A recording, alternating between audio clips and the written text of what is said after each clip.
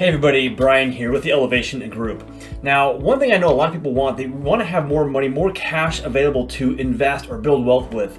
And if you have a business or an entity that has revenue or cash flow coming in, there's some really good strategies you can use to actually mitigate your taxes, which puts more money back into your pocket. There's one strategy I want to share with you real quick, and that's called the home conference room rental deduction. Now, check with your CPA on the strategy, but you can look it up online as well. But what this rule says, or what you can do with this, is if you have a business, first off, that has revenue coming in, you can rent your home, like your living room, to your business for a conference, or a meeting. So if you do maybe monthly meetings with your partner, or if you're not, you should be doing those, but you can do those at your home essentially instead of going somewhere else to have that meeting, and you can rent your home back to your business. Now, there are some things you have to be aware of on this. One is you can do it for $14,000 maximum for the household owner. And what that does is it is tax-free income for the homeowner. So if it's you, it's you. If it's your spouse, if it's an employee of your business, you can do the same thing and give them a tax-free bonus by doing the strategy. Maybe it's $1,000 or whatever it is.